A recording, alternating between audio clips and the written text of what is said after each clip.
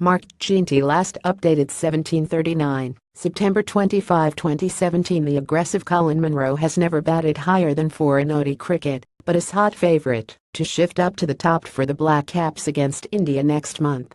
Colin Munro is the latest power hitter set for elevation to open the batting for New Zealand in one-day cricket internationals in next month's series in India.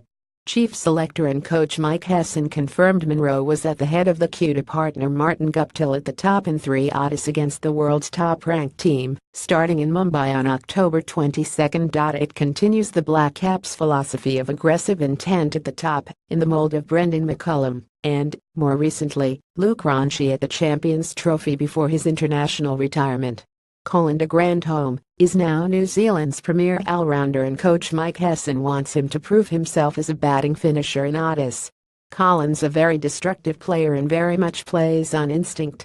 His ability to take pressure off Martin at the top of the innings and create a bit of a two-pronged attack like we had with Brendan McCullum and Martin is something we're keen to explore, Hesson said. Read more. No India for Nisham. Brooms sod he grabs 5 in India power to ODI series win. Hesson named an initial ODI squad of 9 on Monday with batsman Neil Broom and all-rounder Jimmy Neesham the notable omissions, and will add 6 more from the New Zealand A squad currently in India. Munro and George Worker will open for NZA in the 5 one-day matches against India A, starting on October 6 to push their claims. The left-handed Munro, 30, has been effective at number 3 in T20 cricket, but in 20 ODI innings has batted no higher than 4. He averages 25 at a strike rate of 99 and missed out on the Champions Trophy squad after being dropped for the home series against South Africa. We find with Colin that we try to remove having to think too much about the state of the game.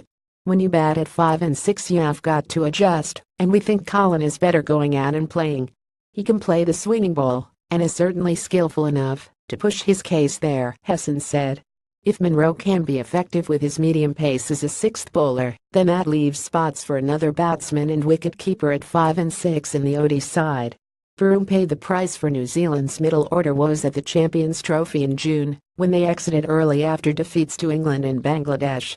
He needs to hone his game as a finisher, Hesson said, as Henry Nicholls and Tom Bruce push their claims in India.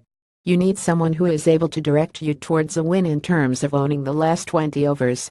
The guy at 5 has got to be really flexible. There are times you come in at 203 or 2003 and you've got to have a well-rounded game. There are times when it requires power and times when it requires a bit of graft.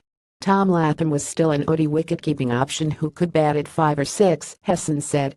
3 glovemen on the NZA trip, Tom Blundell, Tim Seaford and Glenn Phillips, are on trial to join Latham in the ODI squad and claim the T20 job as their own.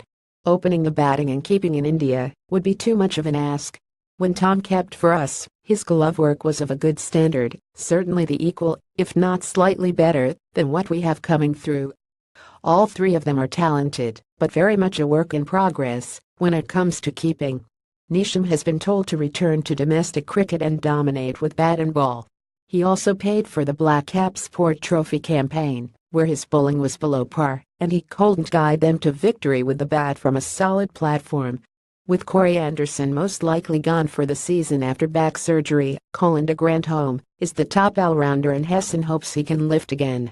We want to see that Colin can navigate us to a win and control those back-end overs. Has got the power to do it, and with the ball has a bit different from the others and fears a chance to perform in Indian conditions. Stuff.